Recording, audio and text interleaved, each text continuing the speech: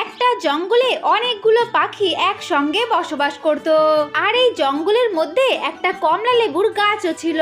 এই জঙ্গলের সমস্ত পাখিরা ওই গাছের ফল খাওয়ার জন্য সেই কমলা লেবুর গাছের কাছে যেত।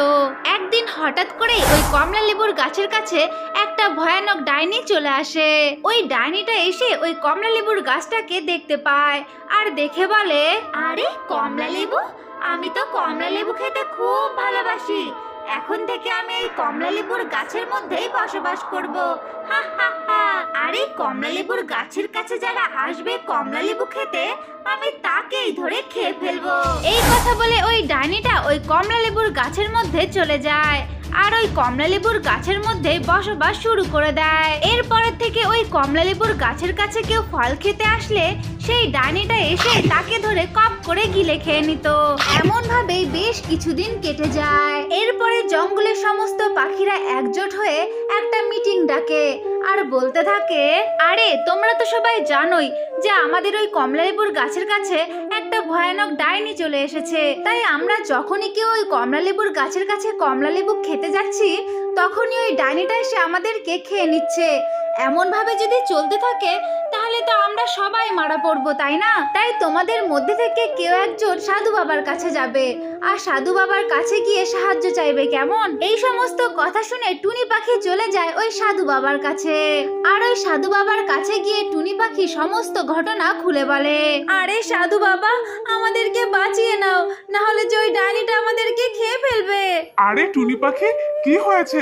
ভালো করে খুলে বলো, আমি যে তোমার কথা কিছুই বুঝতে পারছি না। সাধু বাবা, আমাদের জঙ্গলে একটা কমলা লেবুর গাছ আছে আর ওই গাছের থেকে ফল খেয়ে আমরা আমাদের খিদে মেটাই, কিন্তু এখন ওই গাছের মধ্যে একটা ভয়ানক ডাইনি চলে এসেছে। আমরা যদি কেউ ওই ফলের গাছের আশেপাশেও যাই তাহলে ওই ডাইনিটা এসে যে আমাদেরকে খেয়ে নিচ্ছে। এমন ভাবে যদি চলতে থাকে তাহলে তো ওই ডাইনিটা আমাদেরকে খেয়ে ফেলবে। তাই তুমি ওই ডাইনির হাতের থেকে আমাদেরকে বাঁচাও, প্লিজ সাধু বাবা, বাঁচাও। টুনি পাখির মুখে এই সমস্ত কথা শুনে ওই সাধু বাবার খুব দয়া হয়। তাই ওই সাধু তার জাদু শক্তি টুনি পাখির গায়ের মধ্যে দিয়ে দেয়। এরপরে টুনি পাখি সেই কমলা লেবুর গাছের কাছে চলে আসে। টুনি পাখি যখনই ওই লেবু গাছের কাছে চলে আসে ঠিক তখনই ওই ডাইনিটা বাইরে বেরিয়ে আসে। ডাইনিটা বাইরে বেরিয়ে এসে টুনি পাখিকে যেই না খেতে যায় ঠিক তখনই টুনি পাখি তার জাদু শক্তি ওই ডাইনির গায়ে দিয়ে দেয়। তখনই ডাইনির গায়ে আগুন লেগে যায় আর ডাইনিটা জ্বলে পুড়ে সেইখানেই মারা যায়। এরপরের থেকে ওই জঙ্গলের সমস্ত পাখিরা ওই কমলা লেবুর গাছের কাছে আসতে থাকে আর তারা সেই কমলা লেবু খেয়ে তাদের খিদে মেটাতে থাকে। আমার ছোট্ট বন্ধুরা, তো এটাই ছিল আজকের গল্প।